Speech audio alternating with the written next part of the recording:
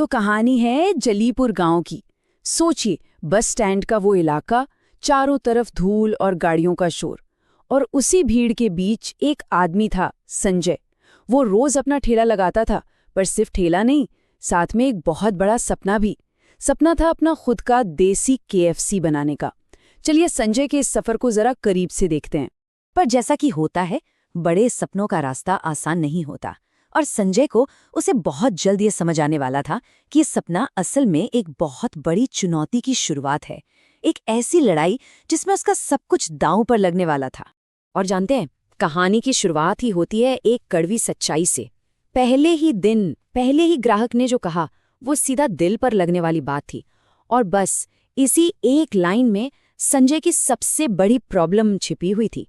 तो यहीं से शुरू होता है कहानी का पहला चैप्टर, अधूरा सपना। चलिए देखते हैं कि संजय का ये जो देसी केएफसी वाला आइडिया था, जो सुनने में तो इतना बढ़िया लग रहा था, वो आखिर चला क्यों नहीं, कस्टमर्स को पसंद क्यों नहीं आया। जरा उस सीन को इमेजिन कीजिए। एक छोटा सा ठेला, उस पर हाथ से लिखा हुआ बोर्ड और कीमत सिर्फ 20 रुपए। संजय के दिल में उम्मीदें ही उम्मीदें थीं, लेकिन हर दिन का अंत एक जैसा ही होता था। ग्राहक नाखुश होकर जाते और संजय के हाथ लगती थी सिर्फ निराशा। लेकिन बात सिर्फ चिकन के टेस्ट की नहीं थी, मुश्किलें इससे कहीं ज्यादा बड़ी होने वाली थीं। अब कहानी में एंट्री होती है कर्ज के बोझ की, और ये एक ऐसी मुसीबत थी जो ठेले से निकलकर संजय के घर की दहलीज तक पहुंचने वाली थी।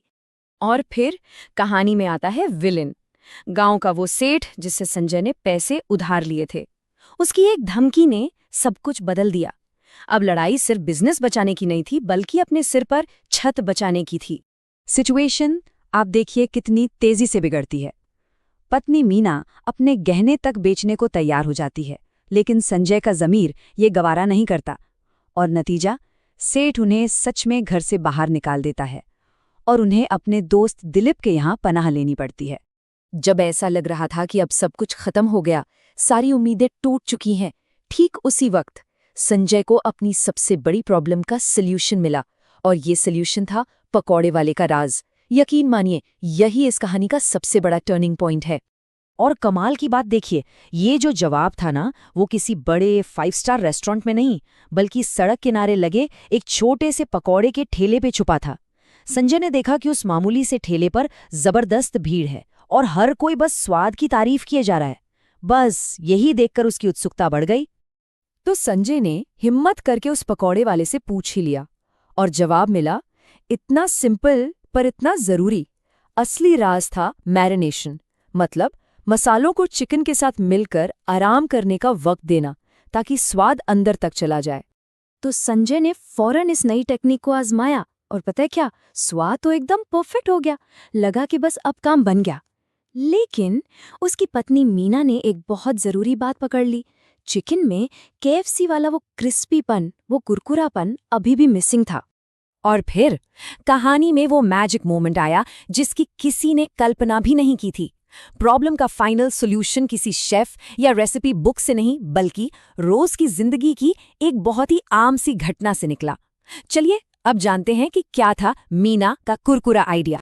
संजय ने क्या किया, उसने अपना नया चिकन लोगों को फ्री में टेस्ट कराया, और सबका फीडबैक एक ही था, भाई टेस्ट तो बढ़िया है, पर ये केएफसी जैसे क्रंची नहीं है। तो प्रॉब्लम अब एकदम शीशे की तरह साफ थी। और फिर आता है वो पल जिसने सब कुछ बदल दिया।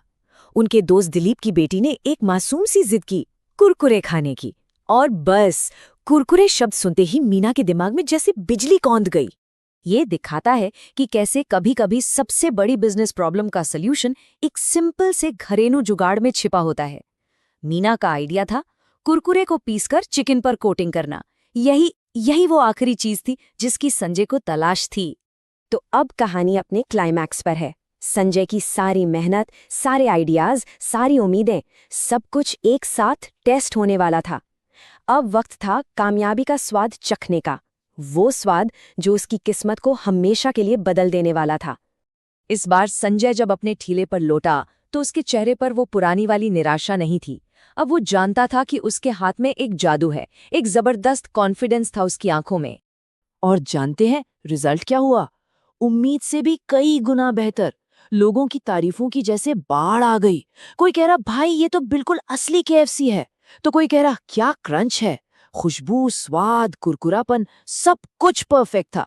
संजय का देसी KFC आखिरकार एक सुपर हिट बन चुका था। और इसके बाद चीजें इतनी तेजी से बदलीं कि यकीन करना मुश्किल है। पहले ही दिन से सुपर हिट। कुछ ही दिनों में इतनी कमाई हुई कि संजय ने ना सिर्फ सेठ का सारा कर्ज चुका दिया, बल्कि अपना घर भी वापस हासिल कर लिया। किस्मत वाकई में पलट चुकी थी। तो आखिर में संजय की कहानी हमें सिखाती क्या है? देखिए, ये सिर्फ मेहनत की कहानी नहीं है, ये कहानी है ऑब्जर्वेशन की। ये दिखाती है कि बेस्ट आइडियाज वो अक्सर हमारी नज़रों के ठीक सामने, हमारी रोजमर्रा की जिंदगी में ही छिपे होते हैं। कामयाबी के लिए हमेशा बड़े बड़े प्लान्स की जरूरत नहीं होती।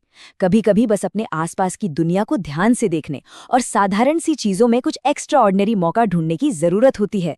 यही तो है असली इंडियन जुगाड़ इनोवेशन। संजय की कहानी सोचने पर मजबूर करती है ना, कि शायद हम सबकी लाइफ में हमारी किसी बड़ी प्रॉब्लम का सलूशन एक ऐसे ही कुरकुरे आइडिया में छिपा है। सवाल सिर्फ ये है कि क्या हम उसे देख पा रहे हैं?